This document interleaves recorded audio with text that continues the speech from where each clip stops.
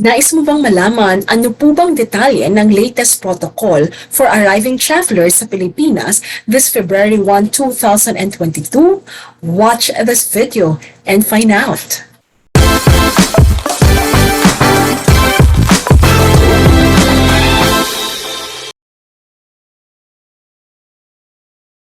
Magandang araw po sa inyong lahat mga kabayan at kaibigan. Pebrero na po. It's already February and we want to know, alamin po natin, ano po ba yung latest arrival protocol? So, na-share ko na po sa inyo ang summary last few days ago and then let us just take a look, kasama na po yung ibang mga updates so that at least klaro po sa inyo ito at the same time makatulong sa inyo sa inyong pag-uwi dito sa Pilipinas. So, alamin na po natin, ano-ano po ba ang kailangan nyong malaman sa pagbalik nyo sa Pilipinas? So, una po, there are actually three dates that you have to remember. Ano po ba yung mga dates na ito? I-discuss po natin yan. At syempre, alamin din po natin yung mga alert levels dito sa Pilipinas. Kasi gaano pa ka-stricto, nasa alert level 3 pa rin po ba lahat ng mga probinsya? O meron na po bang bumaba sa alert level number 2? So yan po yung una natin titingnan. Pangalawa na po yung mga different dates po na you have to remember para po ngayong February so that at least you are aware of the different arrival protocols because not everything will happen all at the same time ng February 1. So, hinati pa siya sa tatlong petsa o tatlong date po. If you are a foreigner and you want to know more about the protocols that we have, I do have another video that will be only in English so that at least it can help you understand what are the arrival protocols here in our country. But for this video, this will be in Tagalog. So I will encourage you and invite you to please watch my English video so that at least you will understand fully what are the protocols for, so that at least what are the different protocols, so that you will understand fully what are the different protocols if ever you plan to visit the Philippines or go back to the Philippines. Ayan po. Sige po, simulan na natin mga kabayan at kaibigan. Ano po ba ang mga protocols natin dito? So for today, ang ating pong i-discuss is ano po ba yung mga alert levels na meron po tayo dito sa Pilipinas at ganun din po alamin natin ano po ba sa inyong mga arriving travelers, ano po ba yung tatlong dates na kailangan ninyong pagkatandaan at pangatlo po titingnan din natin kasi sa mga fully vaccinated hindi po ba no quarantine na po. But you will be required to present what we call the vaccination certificate. So, ano po bang vaccination certificate ang eligible for you to actually avail of what we call the no quarantine upon arrival? So, I'm just simply so happy po kasi ang tagal na natin itong hinihintay. So, I'm simply so glad na dumating na po ito. Ma-avail nyo na yung no quarantine once you arrive here in the Philippines if you're fully vaccinated. So what were the details about that? We will further discuss it in this video. So let's start mga kabayan. Oh, by the way, before we start, I simply want to say welcome to all of you, and especially for those who for the first time is visiting my channel, I want to invite you to please subscribe to my channel so that you'll get updated with the different videos and travel updates na binibigay ko at ganun din mga daily news nang sa gayon you're kept updated with what's happening in the country. Now, also nais kong i-welcome ang ating mga subscribers na araw-araw pong nanonood sa atin. So for today, ang episode po natin, we will be discussing about the February protocols na magsisimula po tomorrow. That will be February 1, 2022. Now, tingnan po natin yung different timelines kasi napaka-importante po nito. Simulan po natin sa alert level system. Tingnan po natin ang mga alert level sa Metro Manila, ganun din po sa mga karating na bansa. So far, meron po tayong dalawang category or alert level. Ito po ang alert level number 2 at number 3 para po sa ngayong month ng February 1, 2/15/2022. Simulan na po natin for alert level number 2 ang Metro Manila or NCR po at ang 7 pa pong mga probinsya ay binigyan ng alert level number 2 na classification dahil po patuloy na bumababa ang mga cases po sa lugar na ito. Ang Metro Manila kasama na po ang Batanes, Bulacan, Cavite, Rizal in Luzon, Biliran, Southern Leyte in Visayas, and Basilan in Mindanao. So again, from February 1 po yan hanggang 15/2022. Ngayon, para naman po sa alert level number 3, according to the IATF, under alert level number 3, beginning February 1 until 15/2022, kasama na po ang Cordillera, Administrative Region, Abra, Apayao, Baguio City, Benguet, Kalinga, and Mountain Province. Kasama na rin po ang Ifugao, hindi lang po nasulat dito, pero kasama na rin po siya, kaka-announce lang po niyan recently. Ang Region 1 po, Dagupan City, Ilocos Norte, Ilocos Sur, La Union, and Pangasinan. Region 2, City of Santiago, Cagayan, Isabela, Nueva Vizcaya, and Quirino. Region number 3, Angeles City, Aurora, Bataan, Nueva Ecija, Olongapo City, Pampanga, Tarlac, and Zambales. Region 4A, Batangas, Laguna, Lucena City, and Quezon Province. Kasama po ang Region 4B, Marinduque, Romblon, Occidental Mindoro, Oriental Mindoro, and Puerto Princesa City. Tingnan naman po natin mula sa Region 5, ang Albay, Camarines Norte, Camarines Sur, Catanduanes, Masbate, Naga City, at Sorsogon ay kasama sa level number 3. Gayon din po ang Region number 6, Aklan, Antique, Bacolod City, Capiz, Iloilo City, Iloilo, Negros Occidental at Guimaras. Kasama rin po ang Region 7, Cebu City, Lapu-Lapu City, Mandaue City, Bohol, Cebu, Negros Oriental at Siquijor. Gayon din po ang Region 8, Ormoc City, Tacloban City, Eastern Samar, Leyte, Northern Samar at Western Samar. Ang Region 9 naman po, City of Isabela, Zamboanga City, Zamboanga del Sur, Zamboanga del Norte at Zamboanga Sibugay. Mula naman po sa Region 10, Bukidnon, Cagayan de Oro City, Iligan City, Lanao del Norte, Misamis Occidental at Misamis Oriental ay kasama din po sa alert level number 3. Gayon din po ang Region number 11, Davao City, Davao del Sur, Davao del Norte, Davao Oriental at Davao de Oro. Ang Region number 12 naman po, ang General City, North Cotabato, Sarangani, South Cotabato at Sultan Kudarat ay kasama din po sa alert level number 3. Gayon din ang Region number 13, Surigao del Norte, Surigao del Sur, Agusan del Norte, Agusan del Sur at ang Butuan City. Last po ay kasama ang Bangsamoro Autonomous Region, in Muslim Mindanao, ang Maguindanao, Cotabato City at Lanao del Sur. So ito po ang alert level po sa Pilipinas. What does this mean? Alert level number 3, it means all the restrictions are still in place. Ilan lang po mga establishments ang mag-open. Pero what does alert level number 2 stands for? Kung saan ang NCR at ang 7 pa pong mga probinsya ay naroroon po ang classification nila or yun ang classification nila.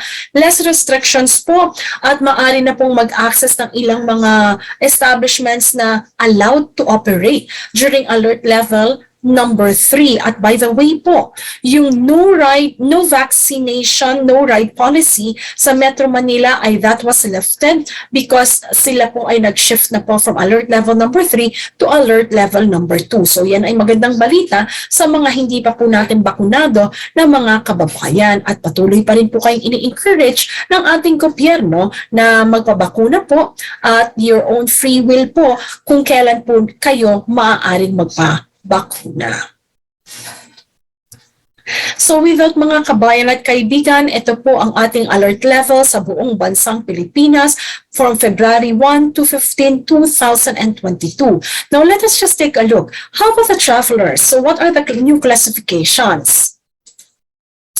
Para po sa ating arrival protocol mga kababayan, 3 dates po ang inyong kailangan tandaan. February 1st, February 10th, at February 16. Sa February 1st po, ang mga OFWs, non-OFWs at mga foreigners po with existing visa, this will be applicable for all of you. Wala na po muna tayo, temporarily suspended, ang colored country risk classification na red, yellow at green. Ang classification na po natin ngayon ay dalawa. Unang-una as fully vaccinated, second not or partially vaccinated or status cannot be confirmed. So, lahat po kayo ay makaklasify sa dalawa lamang. I-discuss ko po yan in details mamaya. Para naman po sa February 10, ito ay para sa mga turistang foreigners. So para po sa ating foreign tourists, they will be allowed to enter the country by February 10. So must be fully vaccinated nationals of non-visa required countries under Executive Order number 408 Series 1960 as amended shall be allowed to enter the Philippines na po. And there are 157 countries. So, i-discuss at ipapakita ko po yan sa inyo in a little while. Para naman po sa February 16, only fully vaccinated foreign tourists will be allowed to enter the Philippines. Ito po ay para po sa lahat ng foreign national, whether you're a tourist or you have an existing long-term visa, only fully vaccinated foreigners po will be allowed to enter the Philippines. So yan po ang February 16. So tandaan niyo po, February 1st, February 10, at February 16. So tingnan po natin in details ang bawat isang timeline. February 1st. Sa February 1st po ay start na po yan by tomorrow. So sa February 1st po kinakailangan na ito po ang inyong sundin. So ang dalawang bagong classification po natin, fully vaccinated, at yung pangalawa, not vaccinated, unvaccinated, or status cannot be confirmed. So, eto po, sinamarize ko na po para sa inyo. Kung kayo po ay fully vaccinated, kinakailangan nyo po mag-present ng negative RT-PCR test taken within 48 hours prior departure from the country of origin. At when it comes to hotel quarantine, wala na po hotel quarantine ang ating mga fully vaccinated travelers. So great news mga kabayan. So it simply means upon arrival at the airport, you can actually go back home na po. Pwede na rin po kayo magpasundo sa inyong mga kamag-anak sa airport. Now, mamaya pag-usapan natin, ano po ba yung mga vaccination certificate na tinatanggap po dito at you will be eligible for the no quarantine upon arrival. So mamaya i-discuss po natin yan. Now, please just make sure na pag nag-home quarantine kayo, 7 araw po ito from the day that you actually arrived here in the Philippines. So ang LGU natin are aware also of your arrival din po. Now, para naman po sa partially vaccinated or not vaccinated or status of vaccination cannot be confirmed, you have to present a negative RT-PCR test taken within 48 hours prior departure from your country of origin. So, bagamat meron pa rin po kayong quarantine, ito ay nakaiksi na po. So, swab test din yung naging 5th day na. Ang result ng release nito may be around 6 days po.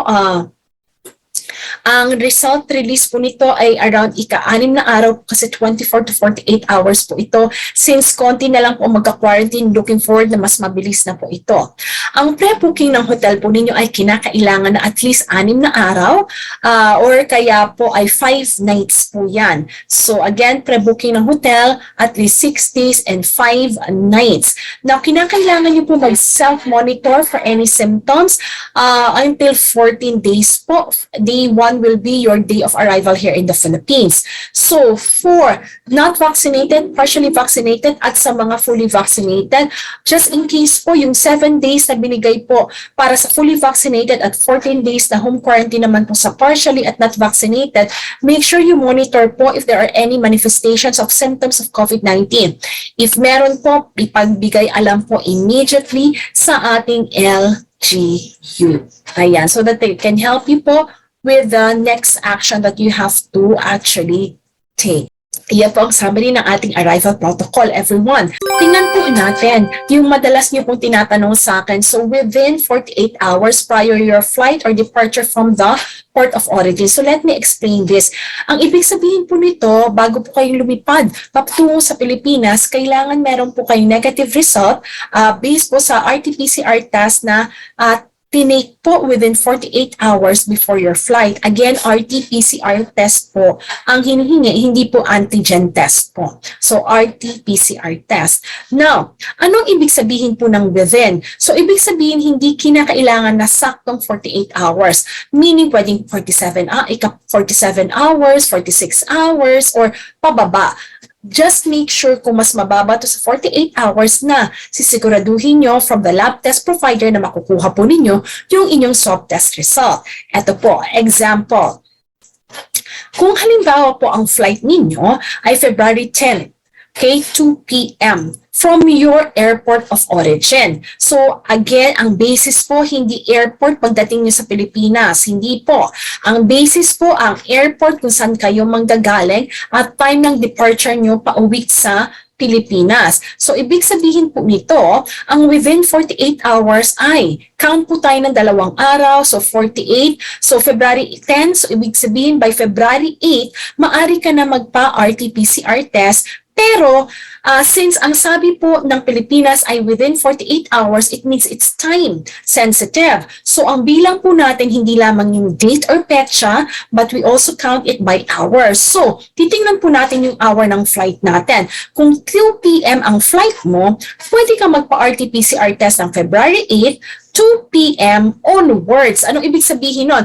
Pwede ka magpa-RT-PCR test ng 3 p.m., 5 p.m., 6 p.m., 7 p.m. Pero ang isusiguraduhin nyo lang po, sabihin nyo at itanong nyo doon sa swab test provider, kapag ganitong oras ako nagpa-swab test, kaya ba i-release ang resulta bago ang flight ko ng ganito? So, syempre, dapat allowance nyo bago kayo pumunta ng airport, dapat nasa kamay nyo na ang inyong resulta, mga kabayan. Okay? So, wag na wag, mas maaga sa February 8, 2 o'clock. Huwag maaga kasi lalampas na po sa 48 hours yun. Ang mandatory requirement is within 48 hours lamang. So hope that it's clear, mga kabayan at kaibigan, so that at least you know how to convert then po or compute yung inyong within 48 hours before your departure. Karagdagan po dito, sinabi sa IATF Resolution number 159. Ang source po natin ay mula sa Office of the Presidential Spokesperson FB page. Sabi niya po na ang children below 12 years of age who cannot be vaccinated yet shall follow the quarantine protocols of the parents or the accompanying adult or guardian traveling with them. So, ito po yung sinusunod natin since last November po. So, kung ano man po yung vaccination status ng magulang, yun na po ang susundin na mga bata. For example po, hindi vaccinated ang bata, but you are you are fully vaccinated. So, ibig sabihin, pagdating niyo sa Pilipinas, magka-follow yung, kumbaga, vaccination status ng bata. So, vaccination status niyo, pwede na rin po kayong umuwi diretso sa bahay kasi fully vaccinated kayo. Ayan. So, ibang-iba siya ng mga nakaraang buwan natin na protocol. So, which is quite, ito pa po. So, let's talk about the vaccination na certificate na kinakailangan yung i-present para po ma-honor at mag-grant po kayo ng no quarantine hotel upon arrival. So po sa IATF Resolution number 159, lahat po ng international arriving passenger must have the following proofs of vaccination against COVID-19 recognized under existing IATF regulations. Unang-una po, meron po ba kayo ng WHO or World Health Organization International Certificate of Vaccination and Prophylaxis or yung tinatawag po nating yellow booklet? Kung wala naman po, maaari nyo rin i-present kung dito kayo sa Pilipinas napakunahan ang VaxCert PH certificate po ninyo. Kung sakasakaling hindi pa rin po yun ang meron kayo, maaari naman po kung ang inyong national or state digital or certificate po, yung national or state digital certificate po ninyo from a foreign government na inaccept po ang VaxCert PH, magkakaroon po ng reciprocal agreement between the Philippines and your country. Now, kung sakasakali naman po, otherwise permitted by IATF. Like for me po, sa United Kingdom po ako nabakunahan, may reciprocal agreement po naman ang Pilipinas doon. So, automatically po na ang aking certificate po is accepted here in the Philippines. Which is quite great, hindi po ba? Now, ang tanong ng marami, Ms. Jamey, which country has a reciprocal agreement with the Philippines? I-share ko po yan sa inyo. Ito po. So, Ito po ay galing from the Bureau Immigration website sa kanilang social media. Sinasabi po dito, what you need to know about traveling to the Philippines. Now, the Philippines accept the vaccine certificates of the following countries as proof of COVID-19 vaccination status. So, tingnan po natin, andyan ang Armenia, Australia, Austria, Belgium, Canada, Colombia, Czech Republic, France, Georgia, Germany, India, Iraq, Italy, Japan, Kazakhstan, Kuwait, Monaco, New Zealand, Oman, Samoa, Singapore, Sri Lanka, Thailand, the Netherlands, Tunisia, Turkey, United Arab Emirates, United Kingdom, USA at Vietnam. Now, tingnan pa po natin ang ibang mga bansa. So, yan ang mga bansa, mga kaibigan, na allowed 2% their vaccination status po dito sa Pilipinas na ina-accept po natin. Now, this is very good reference for sa ating mga non-OFWs at balikbayan. Bakit? Mga OFWs, kung kayo ay nagtataka, Miss Jamey, wala ang country ko dyan, paano na?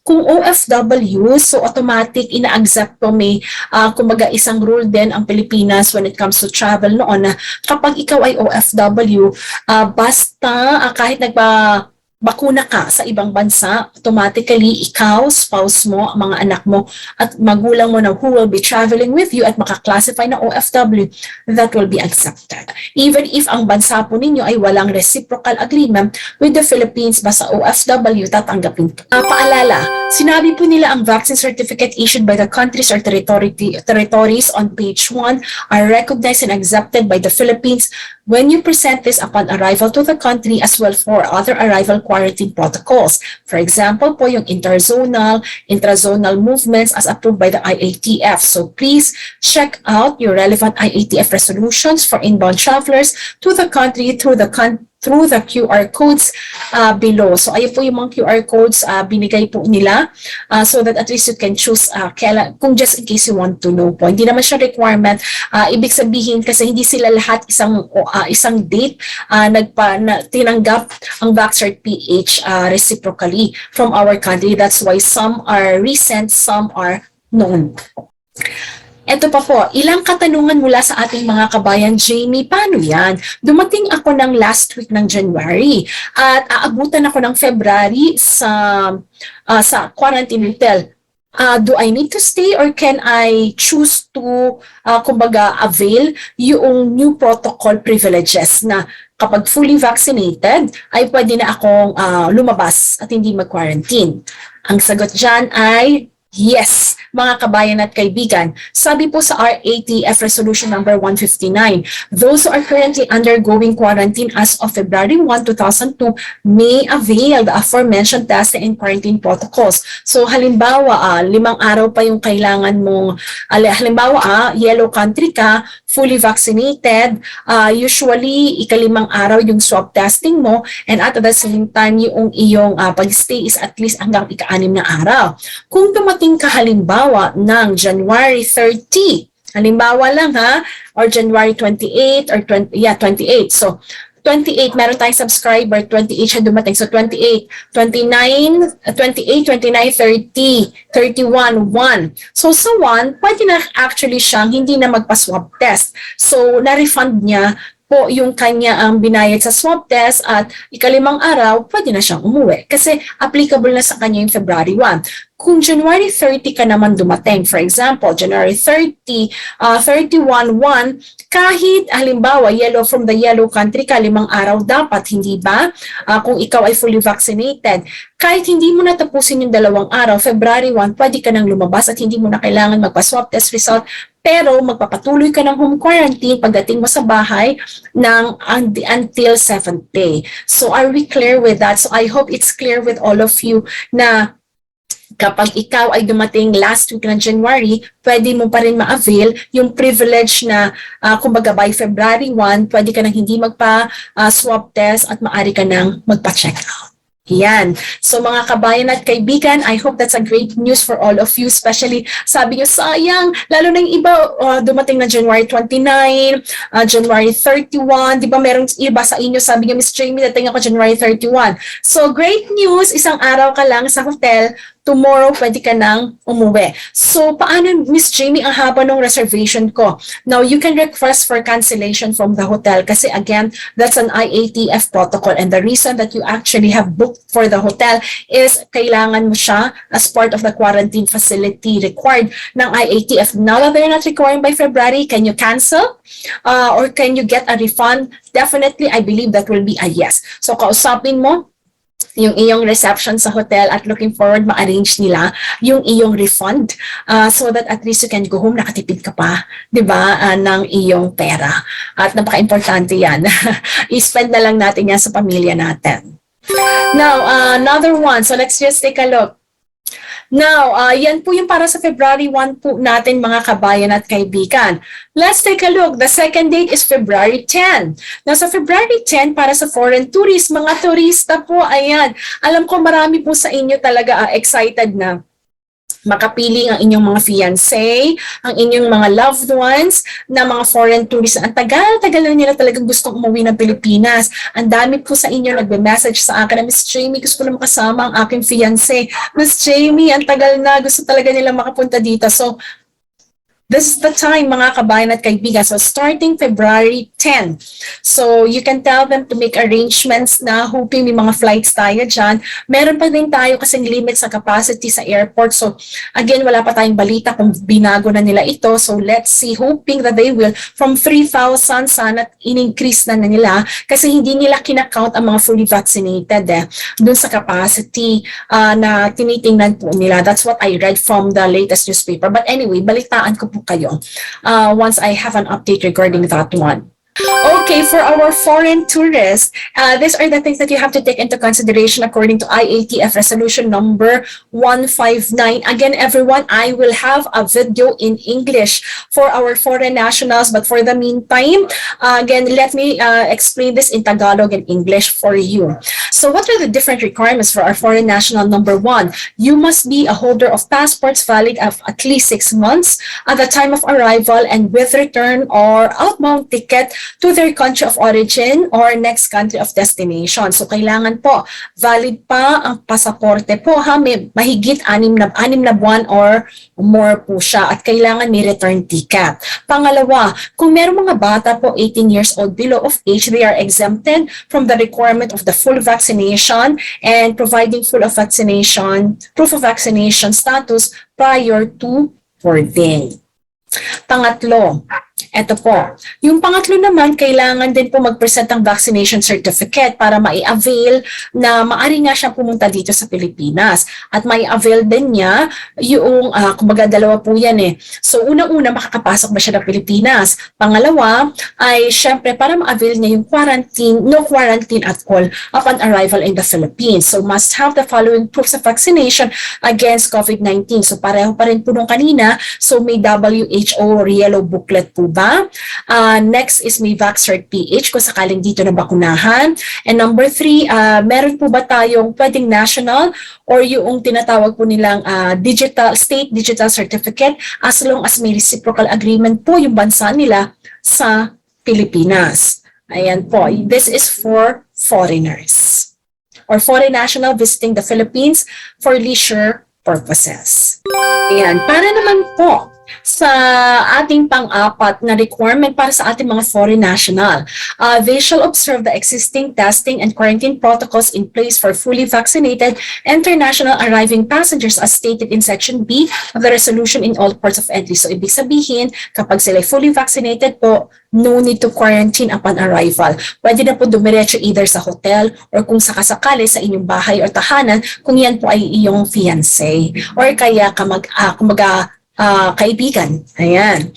And then, how about for the others? So, ito pa po, ikalima. Fully vaccinated nationals shall not be included in the arrival quota set by the Department of Transportation and its one-stop shop. So, ito po yung sinasabi ko sa inyo kanina. Yung 3,000 na capacity po natin o yung cap or ceiling po natin sa mga arriving passengers. So, hindi po kasama ang mga fully vaccinated, which is great. So, ibig sabihin, more people will be able to travel back back to the Philippines. At the same time po, looking forward, yung mga airlines din po natin, makaagapay na po sila.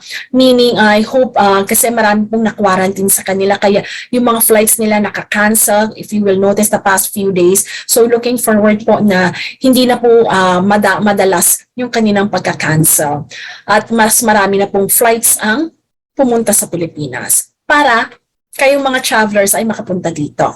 Number 6, effective February 10, 2022, fully vaccinated nationals of non-visa required countries under Executive Order number 408 Series 1960. So, ibig sabihin, lahat po 1, 2, 3, 4, 5, kailangan po galing po sa bansang non-visa na nasa listahan po ito. Ito po yung mga bansang ito. Meron pong 157 countries including po ang United States of America, South Korea, Japan, Australia, Canada, UK, Malaysia at Singapore sa visa-free countries. At ang iba pa po ay ito. Sinasabi po, nabanggit na naman po natin kanina na kailangan po nila na meron po silang pasaporte at kailangan po may return ticket. Pero yung isa pa po, sinasabi na allowed to enter the Philippines sila without visas for a stay not exceeding 30 days. Ayan, so meron din pong mga unique po situation for some countries na maaring less than 30 days po yung free days nila at pagkatapos po nung kailangan po nila magkaroon ng visa. Ayan po. So sinasabi po dito, ito na po yung mga bansa kung saan the foreign nationals from this country can enter the Philippines by February 10.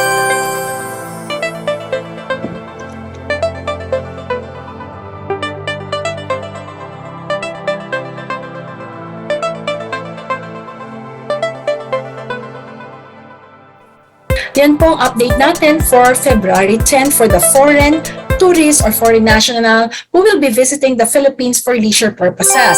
Then the last date will be February 16. Now this will be applicable both po for foreign nationals with existing or long-term visa at ganun din po sa mga foreign tourists po natin na kababanggit lang po natin a while ago. So ibig sabihin po all foreign nationals with existing visa or mga foreign tourists, you may enter the Philippines if you are fully vaccinated. So kapag hindi po vaccinated, it means na maho-hold off po muna yung kumbaga yung entry. So kailangan fully vaccinated po ang requirement ng bansa po natin para makapasok po sila at makabisita dito sa ating bansa. So only fully vaccinated foreign national will be allowed entry to the Philippines starting February 16, 2022. Again, for both with existing visa at foreign tourists. So with that mga kabayan at kaibigan, yan po yung mga arrival protocols po natin para sa ating mga kababayan. Now, ano po yung mga iti-take into consideration natin? One Health Pass. Maraming nagtatanong sa inyo, Ms. Jamey, kailangan pa ba namin ng One Health Pass? Yes. So lahat po tayo kinakailangan pa natin ng One Health Pass whether you're fully vaccinated or not vaccinated at all. So inaasahan po natin, I'll be checking today po. Watch out nyo po yung latest video ko regarding One Health Pass kung paano ikumpletuhin ito, lalo na po doon sa mga hindi na po magka-quarantine.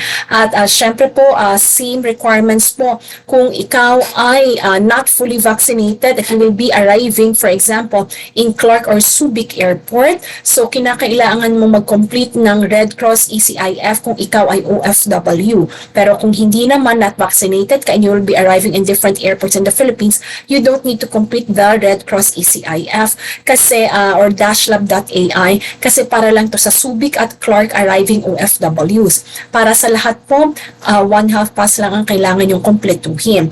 Now, para po sa fully vaccinated, so kailangan nyo pa rin mag-complete kahit hindi po kayo magka-quarantine. Simply because ito ay for information purposes po, kina-capture po nito yung ating mga basic information. Now, how about for those who are, of course, in quarantine? This will serve as your ECIF. So, maari kang pumili dito kung sino ang swab test provider mo at maari mo rin makita ang details kung saan ka maaring magbayad. Although, for the Toxicare, sinabi po ng isa po nating viewer, hindi niya na nakita yung button where you will have to choose where and how to pay. So, pero sa Padlab, the last time nakita ko pa siya. But anyway, kung sakaling nagbago po, huwag kayong mag-alala, maari naman po iyan bayaran sa airport kung sakasakaling hindi po mabayaran online. Now, Trace app, yes, you still have to definitely download po ang Trace kung sakasakaling hindi pa rin po kayo nakakapag-download at mag-register lang po dito. Lalo na sa Cebu, chine-check po ito. Maaring sa ibang mga airport po, like for me sa Clark, hindi sa akin chinek, but it's good na meron kayo just in case hanapin, at least you already have that. And OFWs, please make sure you bring all your documents with you. Working documents at working visa, they will look for that. Non-OFWs, balikbayan, make sure that you have either your old Philippine passport or copy of your PSA birth certificate. At kung may spouse po or children traveling with you at they are foreign nationals, so just make sure na merong marriage certificate or kaya birth certificate na ipapakita just to prove the relationship between you. So yan mga kabayan at kaibigan, ang ating latest updates. Yung detail po step by step per category po, yung fully vaccinated for February 1 at yung non-fully vaccinated po for February 1 onwards. Gagawa po ako ng video para po sa inyo. So watch out for my video tutorials that will be very helpful as you prepare, as you travel back to the Philippines. So with that mga kabayan, ito po si Jamey Iris. Simply saying, again, saan man dako po tayo ng mundo, taas na tayo po yung mga Filipino. With that, God bless you. Stay safe, stay healthy, and see you in my next video.